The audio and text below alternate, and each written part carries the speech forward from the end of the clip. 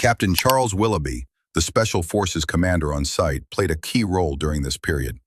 From a sandbagged command bunker under constant threat of incoming fire, he coordinated every aspect of the defense and every incoming air mission.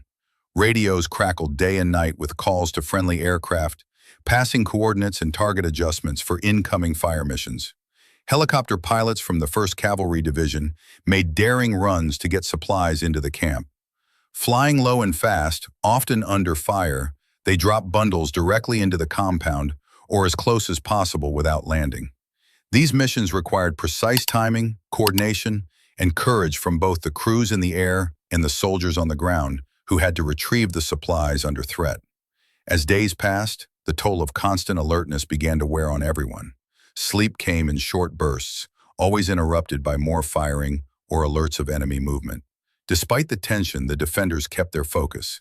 Each small success, another supply drop completed, another sniper's position located and neutralized, built confidence. Though 2 CIDG platoons came dangerously close to being overwhelmed during these days, the line held. The enemy was determined, but so were the defenders. The NVA had hoped to break morale with fear and pressure. Instead, they encountered resolve, discipline, and a defense that grew stronger the longer it was tested. By the end of October 22, one thing was clear. The defenders at Plei Me were not going to give up. But they couldn't hold out forever.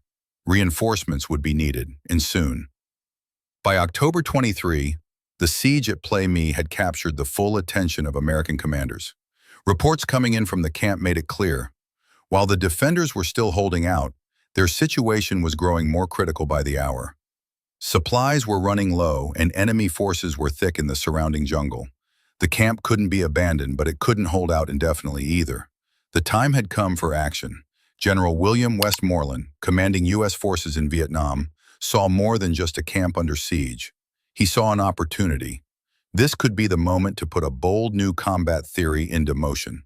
The use of helicopters and highly mobile infantry to move quickly through the jungle, avoid road-bound ambushes, and strike where least expected.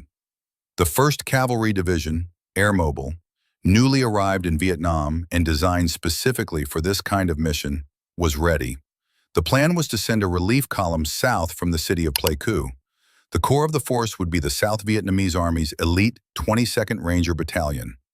Accompanying them were U.S. Special Forces advisors, artillery units, and air support assets. The mission was simple in theory: reach Plei Me and relieve the camp. But in practice, it would be anything but easy. As the Rangers began their movement down Highway 6C, they immediately encountered signs of enemy activity.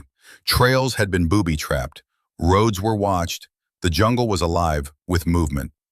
North Vietnamese troops were not caught off guard. In fact, this moment was exactly what they had been waiting for. Roughly 10 miles from the camp, the column walked directly into an ambush by the NVA's 33rd Regiment. Hidden positions opened fire with machine guns, mortars, and small arms, targeting both the lead and rear elements of the advancing force. The situation was tense, and the risk of being pinned down or cut off was very real. What made the difference was coordination and air power. Flying above the chaos were American Forward Air Controllers, FACs, many of them experienced Green Berets who understood the terrain and the rhythm of battle on the ground. Within moments, they were calling in airstrikes with pinpoint accuracy. A-1 Sky Raiders and F-100 Super Sabres made repeated attack runs, unleashing bombs, rockets, and napalm. Helicopters dropped flares to mark enemy positions. The roar of engines and the thunder of explosions shook the jungle as the sky became an extension of the battlefield. The coordination between air and ground was relentless. As enemy fire shifted, so did the response. The relief column didn't just fight back, it pushed forward. Artillery support from the rear added to the firepower, delivering indirect strikes deep into suspected enemy concentrations. What followed was nearly 48 hours of heavy fighting in dense terrain. Trees and brush burned, positions were taken, lost, and retaken. The relief force advanced inch by inch, refusing to turn back. The NVA had planned for an ambush, but they hadn't expected the full weight of coordinated, mobile firepower. By late on October 24, the road to Plei Me was no longer blocked. The path had been cleared and the camp was within reach. The defenders, exhausted but holding, would not be left alone any longer. In the early hours of October 25th, the long-awaited moment finally arrived. After a week of constant pressure, shifting tactics, and near-round-the-clock coordination between air and ground forces, the relief column pushed through the final stretch of jungle and approached the perimeter of Plei Me. The defenders, worn down but unbroken, had held the line long enough for help to arrive. The sight of the relief force moving into view was met with quiet relief and steady resolve. There was no celebration, no fanfare, just a moment of shared recognition between two forces who had fought from different positions in the same battle. On one side, the defenders who had endured artillery, ground assaults, and sniper fire. On the other, the troops who had pushed through jungle ambushes and coordinated strike after strike to carve a path. What they found was a scene of resilience. The camp had taken serious damage. Bunkers had been hit, sandbags torn apart, and structures scorched from near misses, but it was still operational. Defensive positions remained intact. Radios were still active, the flag still flew. The Green Berets and Montagnard fighters were tired but alert, maintaining their posts even as relief troops entered the compound. The North Vietnamese forces, realizing the siege was over, began a steady and organized withdrawal. They did not scatter. They melted back into the jungle, preserving their strength and preparing for the next phase of conflict. While their plan to overrun the camp had failed, they had not been destroyed. And in their view, the larger objective, drawing U.S. forces deeper into the Central Highlands, was still in motion. For the Americans and South Vietnamese, however, the arrival at Plei Me marked a validation. The combination of air mobility, flexible ground tactics, and effective coordination had worked under the most intense conditions. Helicopters had proven their worth not only in resupply and reconnaissance, but in combat support. And special forces had once again demonstrated their ability to turn local allies into a powerful defensive force. Plei Me had held. The relief had succeeded. And though the jungle was quiet once more, every soldier there understood the war had just changed. When the dust settled at Plei Me, it was clear the confrontation had done more than defend a single camp.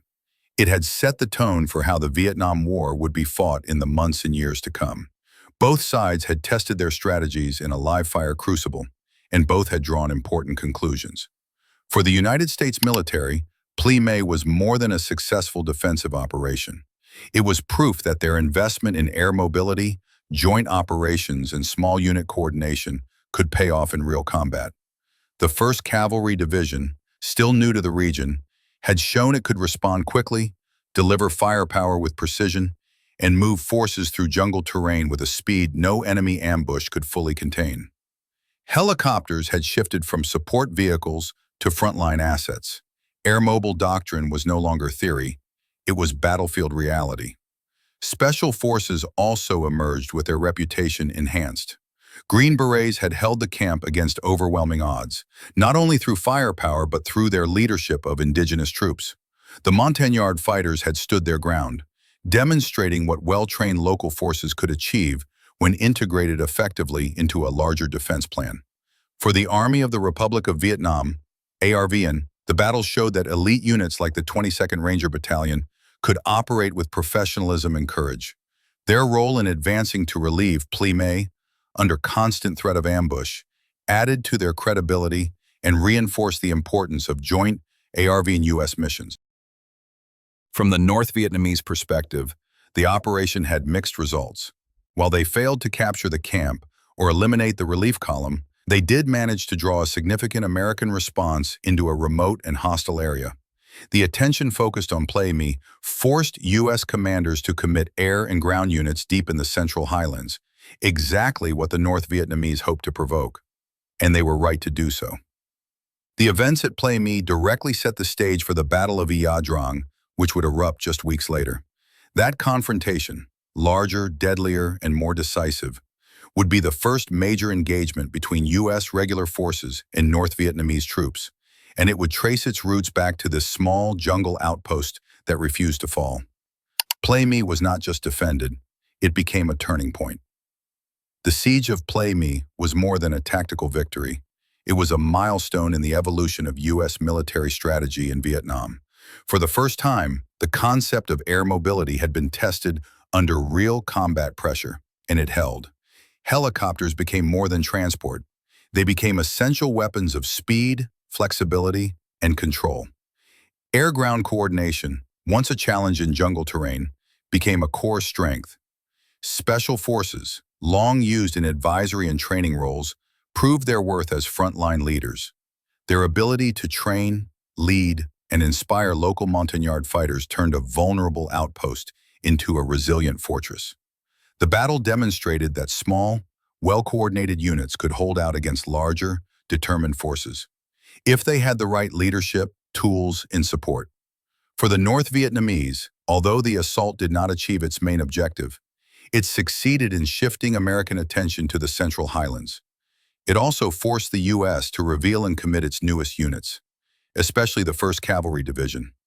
Most importantly, Plei Me connected two phases of the war: the guerrilla ambushes of the early years and the full-scale battles yet to come. It was the link between tactics and strategy, between defending a camp and reshaping a war.